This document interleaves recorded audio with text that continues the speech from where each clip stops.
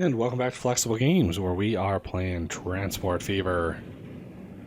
Working on my lines here. I'm going to send this guy to the depot.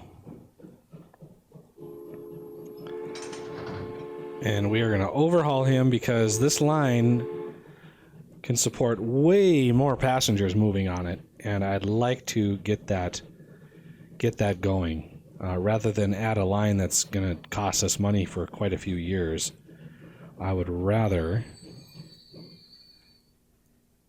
get this going as soon as possible. Okay, so this is the Mogul. We're going to replace you with the Atlantic. So we're going to need to borrow a little bit of money here and buy you. So you're going to keep your financials, which is good, and we're going to add a couple more of the right cars. And hopefully that will do that, and we're going to set this on Indianapolis and Nashville. So this should 84 passengers. And 96 here, so it should even out pretty well. Not 100% concerned with that. And while we're at it, since we're just taking out loans right and left, I think this was the red line. Yeah, this was the red line. So we're going to want another Atlantic. Buy that. And we're going to want not those, these. And let's see, 553 each. Wow. 1, 2, 3, 4, 5, 6. Start them off with 6, even though they're not going to use it.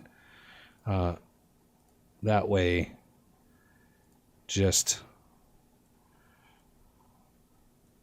be ready for any future growth and development. So as this beautiful train comes out, red is just great on these trains.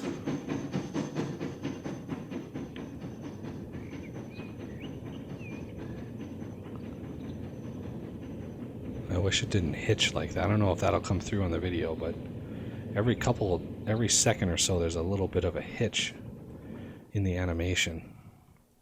A lot of possibility for optimization that they're going to be able to do to this game. Hopefully they really take apart the code and optimize it. A lot of little areas that they could work on. So we're going to work on repaying this massive debt that we've racked up now. Now that we've connected Indianapolis up to St. Louis, we should get a little bit more response out of St. Louis. We got a little bit of a bump when we enabled this line, but not nearly as much as what you see with this. So this is a much more dramatic increase in population once you connect up the lines. So yeah, this is going to cost us some money at first. It's going to cost us $841,000 a year, and so that's going to dig into our profitability. And while we're trying to pay off the loan as well. So hopefully this train here, we're going to... Oh, this guy is running his first full load. This guy here, look at his profit last year, almost $2 million.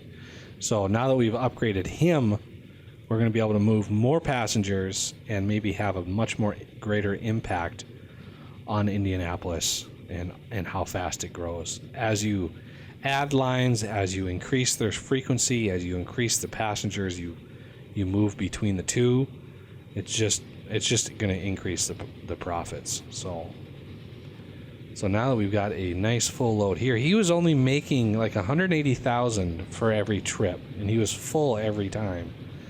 So now that we've got way more people, twice as many passengers, and we're moving them faster, hopefully, yeah, $441,000. So we're able to make much more money with this line than it was. It was making a slight profit. If you look and you see the profitability of it, it was making a profit, but not nearly as much as it could have been, because we could have moved way more passengers. So with that, it's just a matter of time. And this as well, we've got a little bit of residents in the area, but I think we would be better off definitely with a counterclockwise route in here to bring passengers directly into contact with our station. Because right now passengers can go right into shopping and industry, but the existing people in the city, I want to be able to move into my shopping area in Indianapolis. So I'm going to need a counterclockwise route in St. Louis. I'm going to close that for now. And this guy made umpteen amounts of money this year. Good for you. Indianapolis, Columbus. Look at that. He filled up. And he's still got a couple passengers left over. So that's awesome. And then we got another 73 here with potential to grow, because this is going to be another month before he gets actually over there.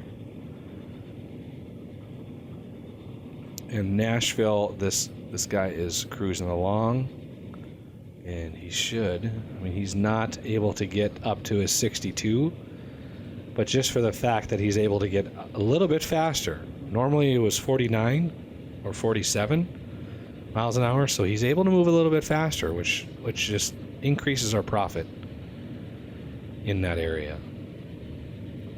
So yeah, I'm definitely going to want a counterclockwise in St. Louis. Let's go ahead and do that. I want to see how much money this guy gives me here.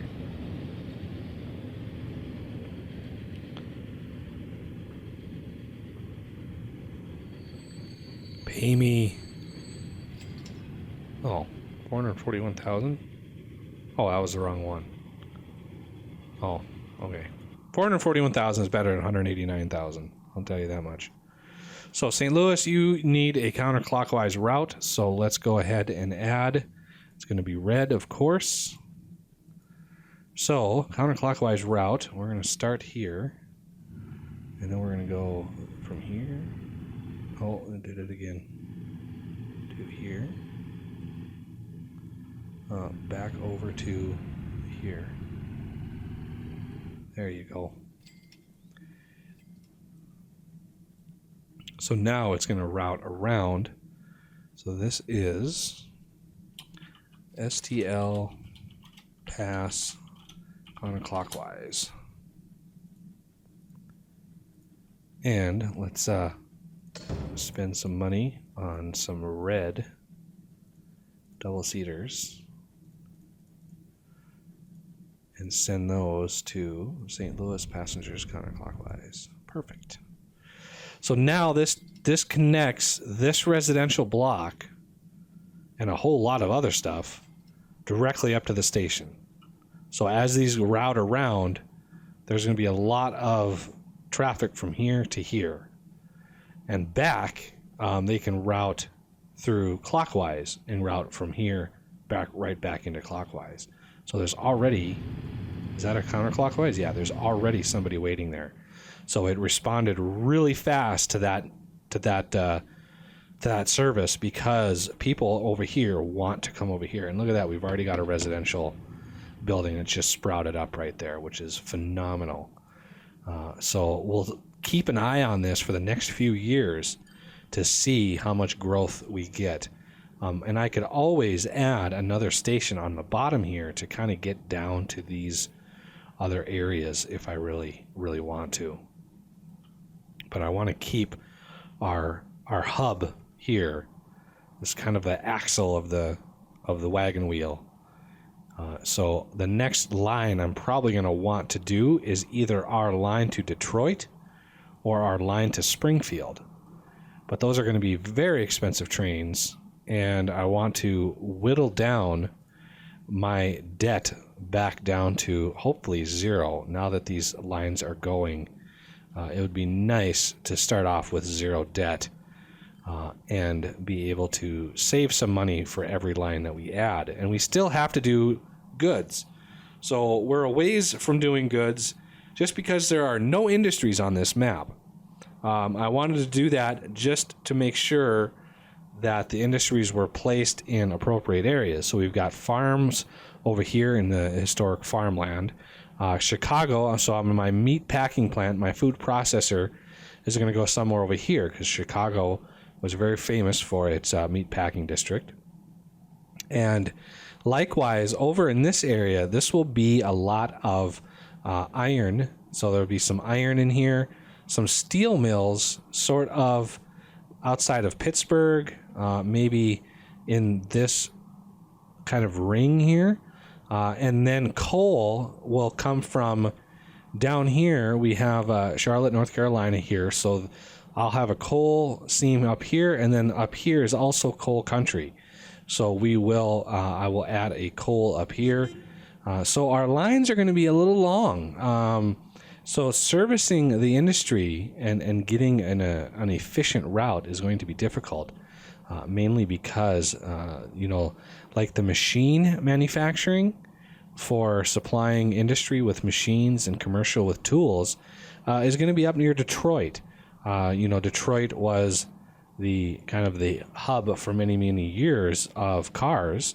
So I think that we should have our tools up in here, and we'll probably I'll probably have a few lumber mills or a few log farms, tree farms up in the hills somewhere.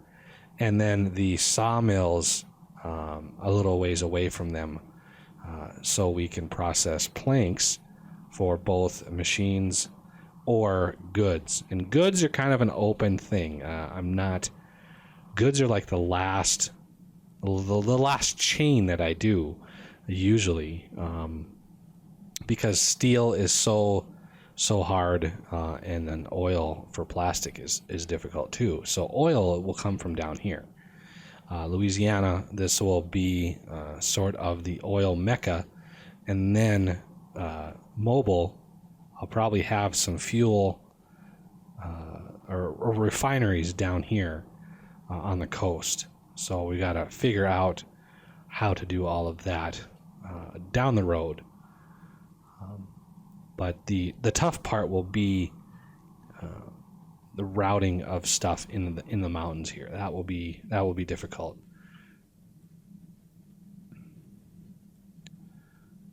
Oh, look at the passengers waiting here. So that's my grand plan for the goods, the cargo side of things, is sort of lay out where they go, and the supply and demand sort of thing is, the game really sort of spreads out the resources and just adds too many of them for what you need.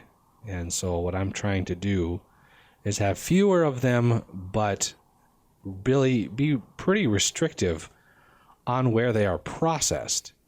So, Chicago, this might be my only food processor.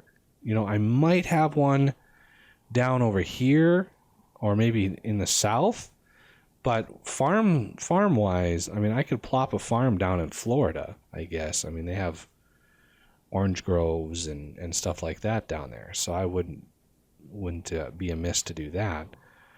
But again, I'm trying to build up a city and really get it going, just get it bustling.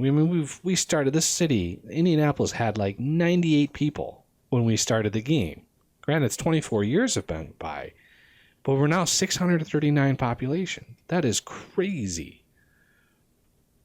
And it's just a matter of adding connections to other cities. And now these other cities are growing as well, which is really nice. I like to see these bright green buildings sprouting up. That is what I'm looking for. Oh, no, medium street. Also, I want to make sure Chicago knows that it can build this way. Feel free, Chicago, to build out. Just not covering my track. So let's put a little bit of track. This one, I'm going to have one go up to Green Bay. Which track does this use? That uses that one. So we're going to go up to Green Bay over here. We're going to have Minneapolis, probably from this one here. Ooh. And then, let's see, Green Bay, Minneapolis. I'm thinking Springfield and Des Moines are kind of lined up. I'll be able to connect those no problem. So from here, not sure what I want to do. I might use that one, that last one, for something else. I could use it as a through route to connect Indianapolis all the way up through and connect it to Minneapolis, or Minneapolis to Indianapolis. Minneapolis to Indianapolis. Holy cow. Words. So how is this guy doing now? He's 41 passengers. Excellent. And we've got some more growth back in here. So it's slowly pulling. Think of it like a rubber band. It's slowly pulling the development into this direction, which is what we want. And Memphis, I could connect Indianapolis to Memphis. It would be kind of a tight corner, but I could do that. Now I got to think about where I want to send in goods. I can send goods right into a station like this, but I want to make sure that we have a truck stop available to us for far future use.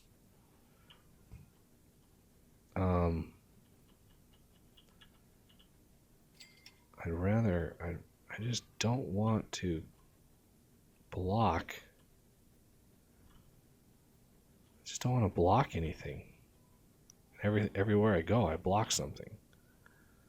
So we're going to go out like this. So this truck stop connects to this station, I think. So yeah, we got the station covered.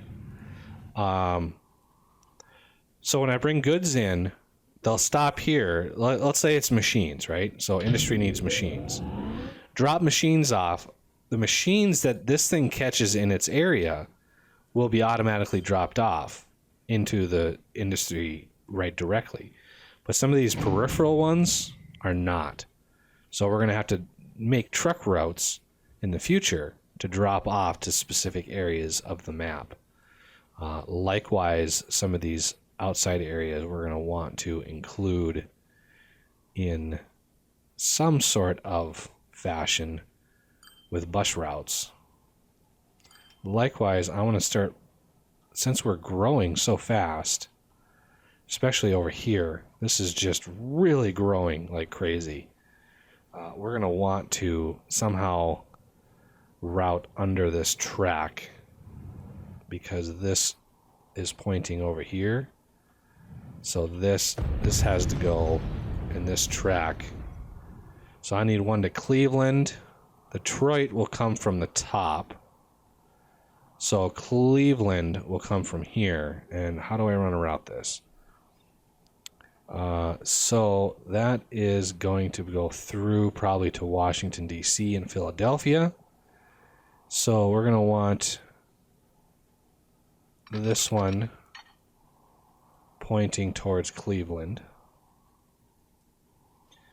in a roundabout way, because I don't want to mess up that. I don't want to mess up that farm. So I'm going to have to route around that farm.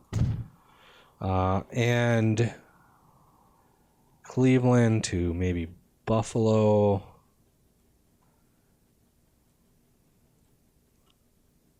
But I want to make sure, just build these out for future sake. so I can route underneath it with a road. Or over it. One of the two. So I can go over it like that. And this is not quite... No, that'll work there.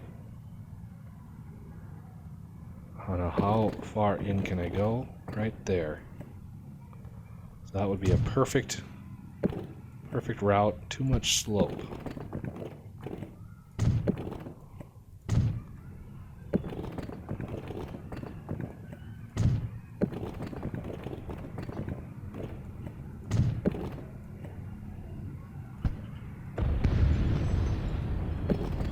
There we go. Worked out rather well, I think.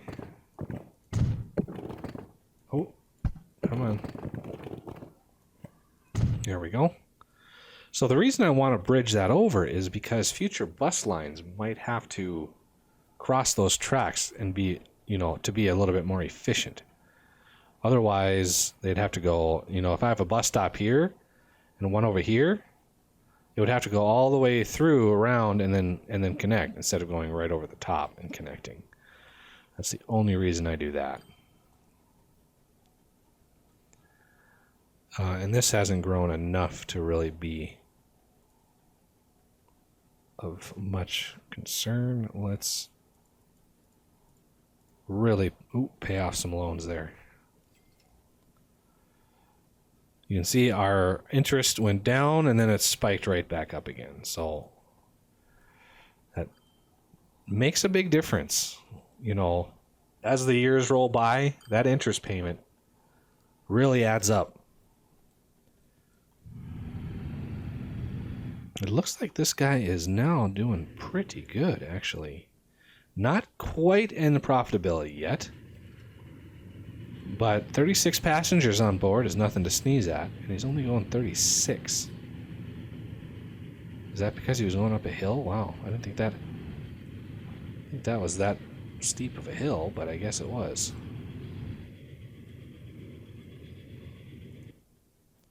Yeah, the reason I want to keep that is I may want to add like a port on here and really try maybe a port down in Memphis and do a passenger route between St. Louis and Memphis with a ship. I think that would be kind of cool. Give a little cruise and then maybe connect them to further Baton Rouge, New Orleans. I don't use a lot of ships, mainly because when the maps generate by default in the game, the rivers are so thin that it's hard to get a ship to navigate. So this map has much wider rivers that are navigatable. We'd have to rebuild this bridge though, because no ship is going to get under that. Well, that'll do it for this episode. So I thank you for watching, and I will see you next time.